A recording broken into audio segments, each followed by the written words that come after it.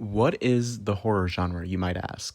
It's a genre of film that through storytelling, it's meant to scare the viewers through a whole bunch of different subgenre terrors, which we'll discuss later.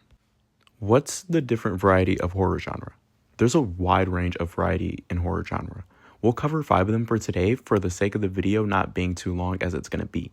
The first one I'd love to talk about, which is a personal favorite of mine, is slasher horror, which yes, it's cliche, but it's a favorite of mine and I love it anyways. It's the genre of where there's a killer and he's typically stalking or targeting a group of people and killing them with a weapon. For an example, Friday the 13th, with you'll see this with Jason. Then moving on to our next subgenre is psychological horror, which is meant to scare its viewers through mental, emotional, or psychological states. Like, for example, the movie Get Out. Then our third genre we'll be talking about is supernatural horror. In this genre, it covers supernatural topics like ghosts, demons, and angels, and it's meant to scare the viewers with adding a horror element to these topics. And a movie that this genre would be is the movie Tenet, for example. For our fourth genre will be found footage horror, which acts to be watched as if it was discovered footage left by a missing or dead character. And an example of this genre would be the Blair Witch Project. And for the final genre we'll be looking at is teen horror, which is high school students and young college students facing threats of danger with subliminal messages attached to them. An example of this movie is the Scary Movie. What's the evolution of the horror genre been looking like?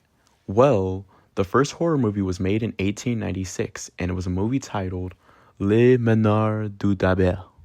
In the early stages of the horror films, there was a lot of adaptation for popular Gothic literature. Like, for example, you'll see Frankenstein and Dracula. There was a lot of appeal for monsters in the horror genre, and this has become the basis of most horror films. In 1930s and beyond, horror movies started to reflect societal issues. For example, Godzilla in 1931 was talking about World War II issues.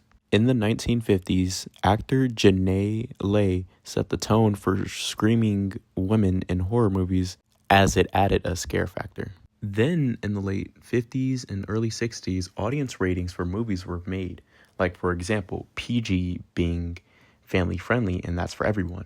And then you'll have your R-rated movies that are 18 or older, or you'll have to watch with an adult.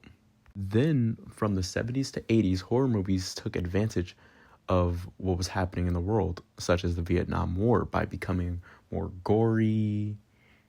Then not only that, aside from the Vietnam War, they decided to explore sexuality, especially in teenagers and the dangers of alcohol, to send subliminal messages. In the late 80s to 90s, the horror genre in a collective, which I mean grew tired of the gore, which going back to earlier concepts, such as like supernatural. Then in the 90s, a subgenre by psychological terrors got really popular, and it explored the danger that humans could afflict to one another, as we see in real life. And also, around that time as well, in 1999, storytelling footage films grew popular, and what helped it was the Blair Witch Project, which minimalized the budget spending. And then starting in the mid-2000s, horror movies started to then shift to surviving the terrors and like evil that's around them with other humans.